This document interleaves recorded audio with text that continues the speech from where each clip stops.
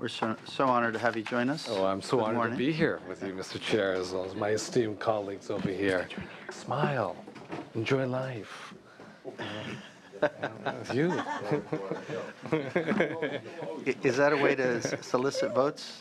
I don't think I have to do that, Mr. Chair. But thank you, Mr. Chair, and I thank you for your patience. We had just a very large press conference a few moments ago, and I appreciate you and the colleagues of the committee for your great patience. So thank you very much. Colleagues, I am joined today by a very broad and diverse coalition of supporters, business, labor, consumer, and environmental groups, health advocates, all united for one cause: to make sure California keeps leading in building the new economy of tomorrow. SB 350 puts in place standards that will spur innovation and power a sustainable future for the Golden State. Clean energy jobs are growing across California. Our state leads the nation in solar employment with nearly 55,000 solar jobs and counting. The world's largest solar array is under construction right now in Antelope Valley, in Ms. Fuller's district down in Kern County. We are second only to Texas in wind energy capacity and have the nation's largest wind energy facilities at the Alta Wind Energy Center at the Tehachapi Pass. We need to pursue policies that build on this economic growth by strengthening incentives for energy efficiency and clean energy technologies. The Golden State standards: 50% less petroleum use, 50% of electricity coming from renewable sources, and 50% better efficiency in our buildings. These standards send a strong market signal to California businesses and leave no doubt in the direction we're heading in. These policies will drive innovation here, bring investment here, bring jobs here, and bring revenue here to the state of California. Leading companies like Apple, Google, Kaiser, KB Homes, Citigroup, and Goldman Sachs know that renewable energy is the way to go, and we have been making unprecedented investments in its future. We also need to look to the technologies that will build the economy of the future. California can and will lead the way in developing these technologies. We've already seen that they can create jobs that are real and tangible, jobs that are labor-intensive, jobs that can't be outsourced to a right-to-work state or offshore to Guangzhou, China, or elsewhere. These are jobs for Californians. We also have proven that we have provided lower utility bills and rebuild an energy infrastructure, all while cleaning up the air that we breathe into our lungs and reducing our contribution to climate change. Now, when the legislature back in the day and then Republican Governor Arnold Schwarzenegger worked together to establish AB 32, thank you, Senator Fran Pavley, for the Global Warming Solutions Act. Quite simply, for those who weren't here, skeptics said back in the day it would destroy our economy. It would slow down economic growth, that it was naive and, in fact, unrealistic to set such targets. Well, yet here we are today, well on our way to meeting those targets with an economy that is stronger than ever. In just 10 years, we've increased our electricity generation from renewable sources to nearly 25%, put almost 150,000 electrical vehicles on the road, and reduced the smog-forming emissions of our cars and trucks by 90%. This is not just sound energy and climate policy. It is a smart economic policy. Let's continue to lead the world, colleagues. Let's continue to take the bold action despite the fear of failure. Mr. Chair, as well as colleagues, Madam Vice Chair, I thank you very much for this opportunity to present this measure. I have Mr. Tom Steyer, who would like to share a few words with all of us today. Thank you, Mr. Chair. Thank you, Chair Hueso, and members of the committee for the opportunity to speak to you today. Climate change is the defining challenge of our generation. From our dry reservoirs to our record low snowpack, the evidence that increased temperatures and disrupted weather patterns are severely impacting our state could not be more clear. Landmark legislation like AB 32 and the establishment of a successful cap-and-trade greenhouse gas market have established California's global leadership in climate policy. Building on this foundation, SB 350 and SB 32 take ambitious but achievable steps to curb carbon pollution. In doing so, we will create well-paying jobs, clean our air, and improve public health. Tackling the problems posed by climate change can often be overwhelming. We don't know what to do or whether we'll succeed. It is always difficult to imagine a better future. That's the dangerous lure of inertia. But California has done it before, and we're here today because SB 350 is our opportunity to do it yet again. SB 350 focuses on several of the most important and most fossil fuel intensive areas of our economy: transportation, electricity generation, and energy used in buildings. By directly engaging with our biggest emission sources, we can get the best bang for our buck in reductions. For too long, the oil companies that make billions in profits from California consumers have claimed that sustainability is not compatible with a strong economy. They even spent $20 million last year lobbying our leaders here in Sacramento to put forward a false reality where climate protection policies are incompatible with prosperity. I want to personally thank the members of the legislature, both in this room and in the rest of this building, for seeing through their faulty logic. Far from being a job killer, California's climate policy has put thousands of people into good-paying jobs. According to a recent report from Advanced Energy Economy, there were 430,000 clean energy jobs in California during 2014, a figure that's projected to increase by 17% this year to 500,000 clean energy jobs. We have led the nation in solar capacity and electric vehicle sales. We have gained billions of dollars of investment in wind and solar power and created hundreds of thousands of clean energy jobs. Energy efficiency upgrades have created hundreds of thousands more. We don't have to choose between our environment and our economy. California, as the 7th largest economy in the world, can be more than just part of the solution. We can lead, but to do so, we have to be on a completely different cost curve, one that is inevitably going down thanks to innovation and research, rather than one that is driven inevitably up due to issues of scarcity around fossil fuels. SB 350 is a critical step in this direction and a key aspect of maintaining our global leadership. Let me go through each of the three areas one by one. Regarding 50% reduction in oil, Californians spent around $60 billion on gasoline and diesel in 2014, almost 2/3 of which is made from imported crude oil. Chair Hueso, you recently led a hearing on the effects of recent price fluctuations, which cost Californians more than $500 million in February alone. These rapid increases in gasoline price disrupt business and hurt the economy. Oil companies have had decades to stabilize the market, but have failed to do so. Renewable fuels, including electricity, renewable natural gas, and biofuels, can dramatically reduce our state's vulnerability to the volatile petroleum market and keep billions of dollars inside the state to grow our economy and create jobs. SB 350 dramatically reshapes the state's economy and breaks the stranglehold of fossil fuels to the benefit of all Californians. There are many superior alternatives to gasoline entering the market right now. Californians have bought over 100,000 electric vehicles, including plug-in hybrids. Low-carbon renewable diesel made from waste oil recently went on sale at 18 pumps in the Central Valley. The first 2 commercial-scale cellulosic ethanol production facilities in the United States started production in 2014. The technology is there. We must make sure it gets the capital it needs. I have spent most of my life as an investor, and I can say for certain that investors look for consistent, long-term signals to know that their capital will yield returns. SB 350 demonstrates our firm commitment to clean technology and sends a clear signal to markets long-term investment in sustainability will be rewarded. California can unlock the potential of our businesses by committing to long-term goals and by building a market that rewards innovation. Regarding the 50% renewable energy target, SB 350's renewable energy target facilitates long-term investment to meet at least half of our electricity needs from renewable sources like wind and solar. It promotes advanced technologies like grid-scale energy storage, distributed generation, and rapid demand response, which will reduce emissions, improve grid resilience and efficiency. Every solar panel on a roof, every distributed generation project, and every wind turbine rising out of the ground represents both jobs and investment in California's economy and a reduced dependence on fossil fuel generation.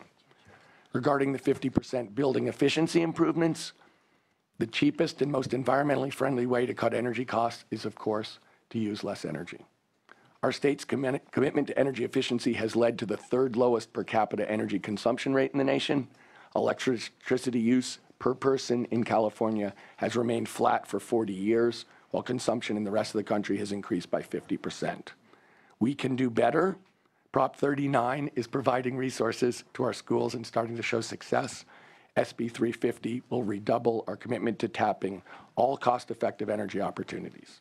In conclusion, I know these goals are challenging, but we have to do it. Overcoming these kinds of challenges is what leadership is all about. California is at a crossroads yet again.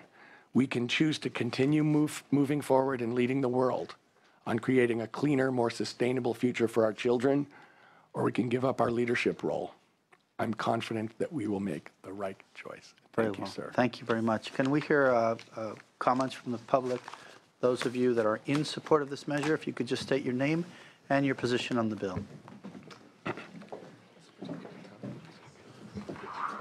Thank you, Mr. Chair. Member Cesar Diaz on behalf of the State Building and Construction Trades Council, representing 400,000 construction workers, the beneficiaries of a lot of the investments in green energy and climate change policies the state has already promoted, in strong support of this bill. Thank you. Good afternoon, Mr. Chair. Justin Fanzel on behalf of the California Coalition of Utility Employees, the California State Association of Electrical Workers, Western States Council of Sheet Metal Workers, and the California State Pipe Trades Council. The 33% RPS has been a huge success for California jobs. We've seen an upwards of 300,000 jobs because of this. Opposition will likely suggest flexibility through offsets and things like renewable energy credits, and we urge you to not accept those as ways to bring jobs into California, but rather that will ultimately end up in jobs being exported out of California, environmental benefits exported out of California, and the use of fossil fuel for power generation. Thank you for bringing the bill forward, and we're glad to support SB 350. Thanks. Mr. Chairman, members of the committee, Matt Friedman on behalf of TURN, the Utility Reform Network. We strongly support the bill. The existing Renewable Portfolio Standard program is the most successful clean energy program in California's history. Over 12,500 new megawatts of renewable generation will be operating by the end of this year just to serve the three major investor-owned utilities. All the concerns about cost and achievability of the existing program targets have not been realized. All the utilities and other retail sellers have met their obligations. We believe that the 50% standard is achievable, it is realistic, and that California must head in that direction.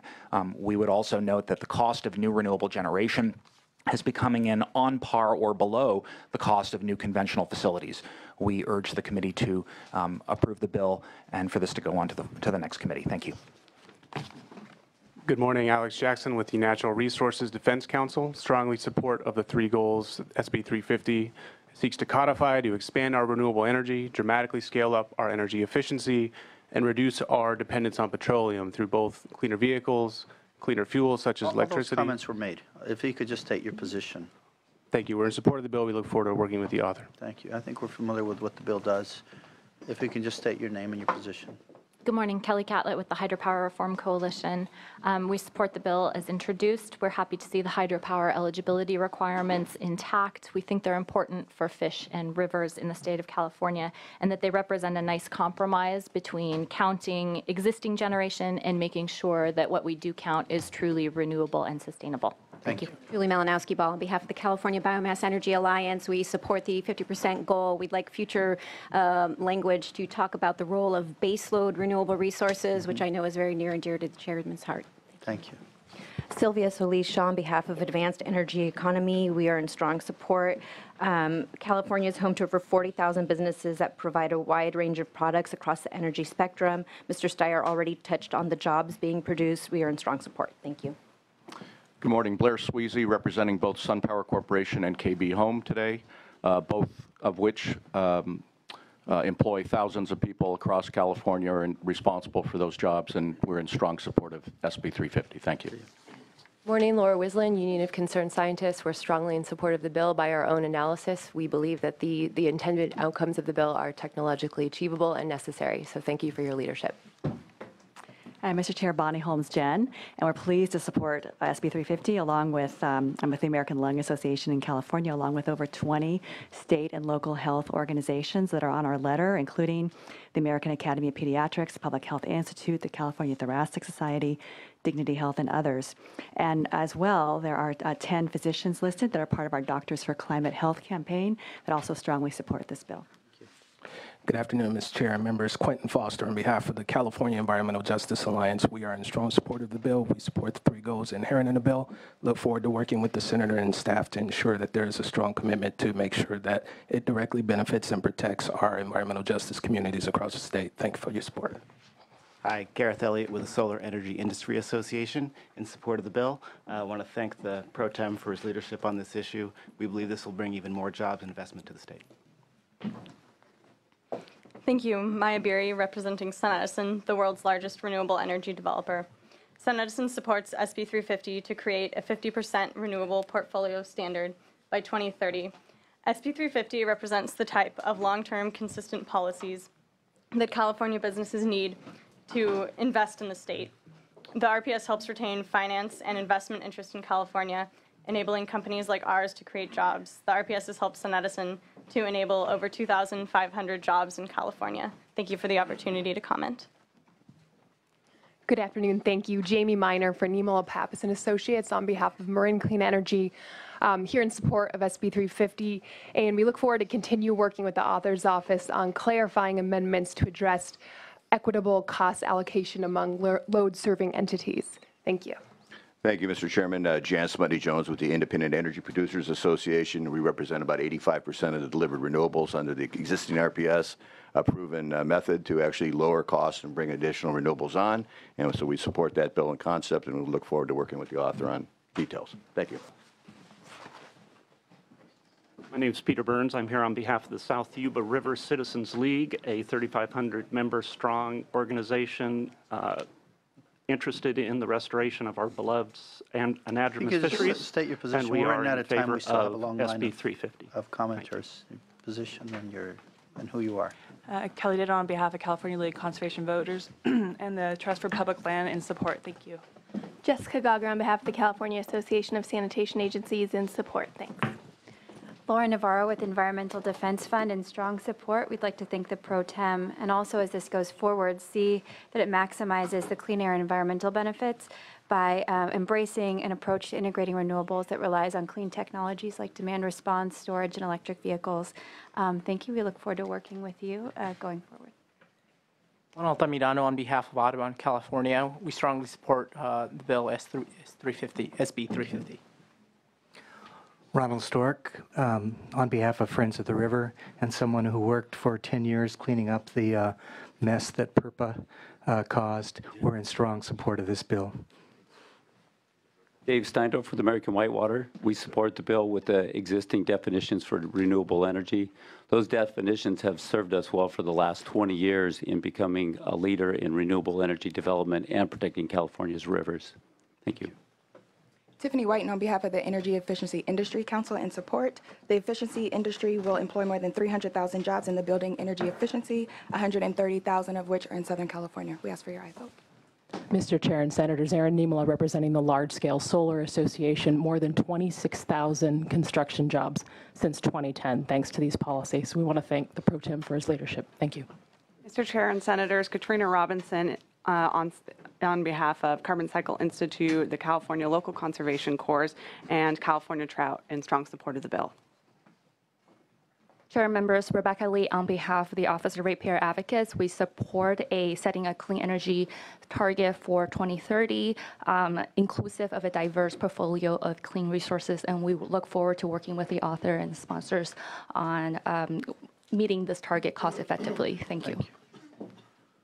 Thank you, Chair and members. Reed Addis on behalf of Bloom Energy in support today in concept, working with the author on some amendments for distributed generation. Thank you. Mr. Chair and members, Charles Watson on behalf of AdaGen and CalSTART in support of this bill. Thank you. Members of the committee, Johanna Sescadero, Executive Director with the Coalition for Renewable Natural Gas, would like to express our strong support for SB 350 and thank the Senate President Pro Tem for his leadership. Our members produce 90% of the transportation fuel grade renewable natural gas nationwide, and so we particularly support the gasoline reduction goals of the bill, along with the additional increase of the RPS. Thank you. Matt Klopfenstein on behalf of the California Solar Energy Industry Association and First Solar, both in support. Jan McFarland, strong support from Energy Source. Thank you.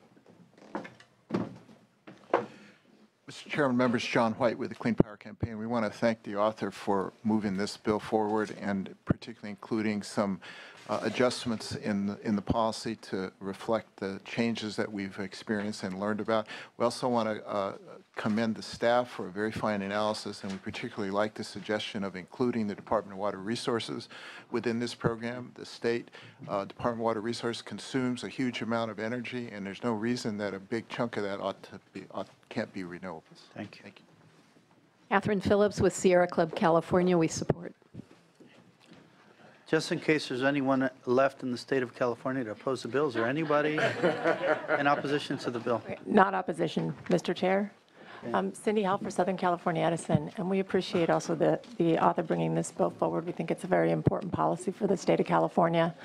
We support the governor's goals of achieving 50% renewables and the broader meeting our 2030 GHG goals and establishing them and meeting them. Southern California Edison will achieve 33% renewable energy by 2020, and we can support a broader framework for achieving the 2030 goals, one that looks at integrating renewable energy, much more renewable energy, with energy efficiency and transportation electrification. We think that with regard to meeting and exceeding the state's 2030 goals going forward and going toward 2050, much more renewable energy is required, but we really need to look at all of the tools in the toolbox. Utility scale renewables are important, but distributed generation is equally important, as is getting the utilities significantly invested in the transportation electrification. So we look forward to continuing to work with the author going forward and work toward a time when we can be supportive of the bill. Thank you so much. I'm Fong Wan, PG&E. I'm a Senior Vice President in charge of energy procurement, and I want to begin thanking Senator DeLeon for his leadership and his willingness to continue to work with the electric sector. PG&E is very much in support of fighting climate change, and we believe our focus should be measured in greenhouse gas in terms of millions of tons. As AB 32 has laid out for us, that our goal in 2020 should be restoring ourselves back to the 1990 level at about 400 million tons. What we support is that we set our goal ultimately for the year 2050, which is 80% of the 1990 level at about 100 million tons, and we need to take a straight line between now and 2050. That means set a number for the year 2030, which is roughly 300 million tons. The electric utilities such as PG&E are willing to step up and take our pro rata share of this challenge. And how will we achieve that? We'll absolutely do more renewables. We'll absolutely do more energy efficiencies. We will also take on more electric vehicles and possibly hydrogen vehicles.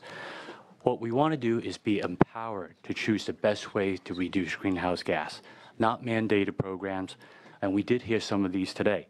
Mandated programs, in our opinion, do not foster innovation and allow new technologies to appear. 15 years between now, 2015 to 2030 is a long time. There's going to be a lot of innovation that will emerge. We don't believe we should prejudge what the innovation will be by having specific programs, but instead setting it in millions of tons. Thank you. State your name and your position on the bill, please. Yeah, Mr. Chairman, members, Will Gonzalez on behalf of SMUD. We don't have an official position on the bill. I'm here to state our support for the goal of the bill to reduce carbon emissions both from the transportation sector and the electric sector. Like the other utilities stated, we would like to have a conversation about integrating energy efficiency, electric vehicles, distributed generation, and other clean sources of energy. Thank you. Heidi Barsili on behalf of San Diego Gas and Electric. While we do not have a position yet, we do want to take this opportunity to thank the author for his leadership in advancing clean energy goals in California. SDG&E believes that it is time that we look at ways to achieve overall climate objectives from a more global perspective, and that might include reevaluation of existing mandates and utilization of a more comprehensive approach to achieve carbon pollutant reductions. And as we move forward to refine this piece of legislation and policies moving forward, we recommend that all load-serving entities be treated equally, participating in any clean energy mandates with the same requirements and consequences for non-compliance. We also believe the state should explore all alternative fuel options and alternative fuel vehicle infrastructure needs to address the GHG emissions and criteria pollutants produced by vehicles. And the state should consider revising the rules governing energy efficiency programs currently so that resources can be used to incentivize bringing older existing buildings up to code rather than exclusively to exceed code. And we look forward to working with you to develop a framework that will allow us to manage costs and create jobs and also ensure reliability in the electric sector. Your name and your position on Gilto Pete with the California Municipal Utilities Association. We echo the concerns and are happy that we at least have SB 750 as the placeholder for continuing discussion on how to meet our 50% renewable goals. Thank you. Mario DiBernardo from the Northern California Power Agency. We don't have a position on this bill. We support the position of our other public power utilities. We would like to see an emphasis on reducing greenhouse gas emissions. If we're going to consider something more aggressive in terms of RPS, that we look at broadening what is considered an eligible renewable and looking at the balance authority area. Thank you.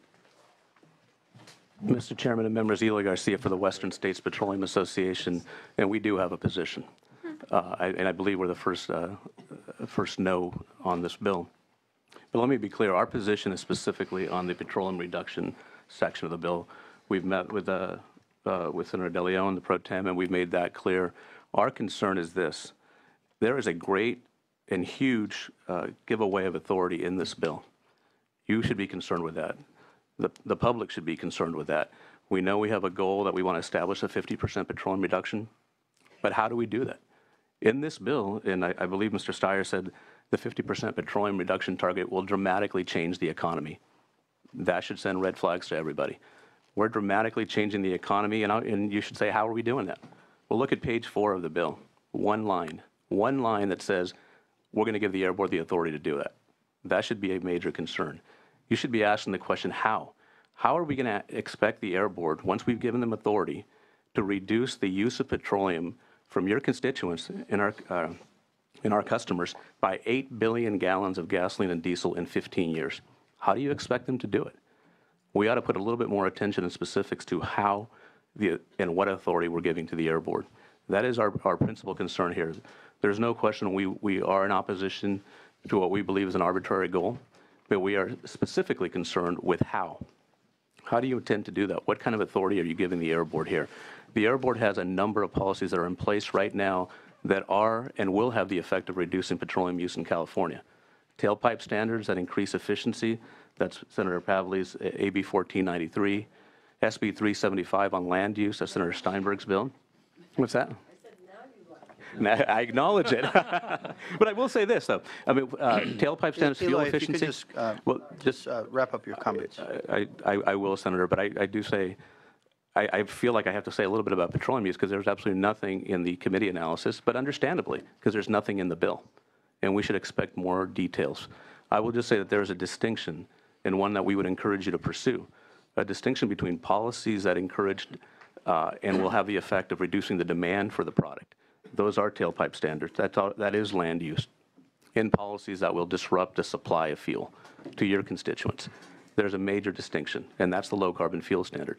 And so as the bill goes forward, as we are certain that it will, we would encourage you to add some specifics to the bill so that the public can meaningfully engage.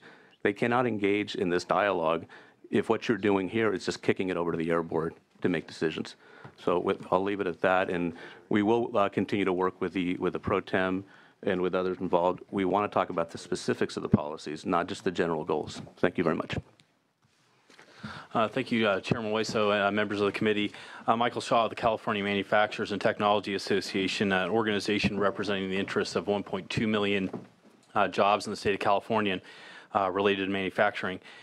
First of all, I'd like to note, we do have an existing cap-and-trade system, and while CMTA and a number of other groups, have issues with certain elements of that, we do believe that a well-designed cap-and-trade system is the appropriate setting in which to deal with all things related to the GHG emission reduction goals of California. And that sector-specific goals only serve to confuse, to muddy the waters, really what the true cost of that carbon is in the economy and how we can best go about reducing that in the highest best use. First of all, what's your position on the bill? Opposed to the bill. Okay, we're gonna take the rest of the people's positions. Might I have another sentence? One sentence. Bottom line is, California manufacturing jobs are cleaner than they are elsewhere. And the lack of detail in this bill causes us grave concern, all of the comments of Mr. Garcia earlier. Okay, thank you. Amy Mago on behalf of the California Chamber of Commerce in opposition to this bill as a job killer. Matthew Allen, Western Growers Association, also opposed to the bill. Ken DeVore with the National Federation of Independent Business, opposed to the bill. Sach Constantine, I'm with the Center for Sustainable Energy. While we don't have a position, we are in favor of this bill in general as a way to change our economy, which if we don't change it, it will be changed for us. We would like to work with the author on details around distributed energy resources, but we think this is a great step forward. Karen Mills for the California Farm Bureau Federation, opposed to the bill. Thank you. Member questions or discussion? Senator Cannella, followed by Senator Morrell and Senator Lara. Thank you, Mr. Chairman. Mr. DeLeon, thank you for your continued work in this area. I think you've been a champion for not only green energy, but also taking care of making sure the poor get benefits from these policies as well. I would argue that a lot of the policies that we've developed in California dealing with this issue, the poor have not benefited from it, and I represent a district that has a very high poverty rate, so I appreciate your commitment to making sure they're included. I'm concerned about this bill, and it's not because of the targets, quite frankly. I think we should set the bar high. I think what we've shown in California over the last several years that the naysayers will say we can't do anything. We set the bar high, and they figure out a way to hit those targets. So I think it's important that we do set the standards high. But my concern really deals more with the physics of the issue. Cal ISO put a chart out, and it says renewable curtailment in 2024 at only 40% RPS, not 50%, because they tried to chart 50% and they couldn't do it. And it just shows, again, the over-generation. And by 2024, in April, we're going to have almost 14,000 megawatts of over-generation. Now, is that a problem? Well, I think it is a problem. And in fact, Michael Picker, president of the CUPC, did a editorial recently with two other gentlemen. And I'm just going to briefly talk about what this says. It says, that success, however, is accompanied by a new set of challenges, over-generation, or producing too much power at certain times of the day when demand for electricity is low, is one of the most significant. And as more renewables are blended into the power mix, the challenge of effectively integrating renewables will grow. Over-generation sounds like a non-problem, but when there is more electricity being generated than places to store or export it, it must be turned off or it threatens the grid. And then one more thing, it says, one thing is sure, the next few years of electric power will be as different as the past 10 years of renewable energy development was from the past 50 years of fossil fuel power plants. More of the same policies will not do the trick. So he's referencing continuing the policies before and we have over-generation. So I think that's a problem. I think it's one that we need to take very seriously. So this continues the same policies, and I think we need to be careful with that. Also, I am concerned that large hydro is excluded. My district largely benefits from hydro power. And so if we're going to double down on these policies, we're going to have basically hydro, which generates a large part of the power, and then we're going to have to buy renewables. And so our rates will go up because we have basically 100% redundant power. And then lastly, with the fuels, look, I would like to drive an electric car. I can't afford it. Most people in my district can't afford it. But regardless of that, I'm concerned about ag industry, the trucking industry, and rural communities that have to drive. And really, I just don't think electric vehicles are going to be sufficient for tractors or trucks. And so, setting a 50% reduction without excluding those industries, I think you're going to create a lot of problems.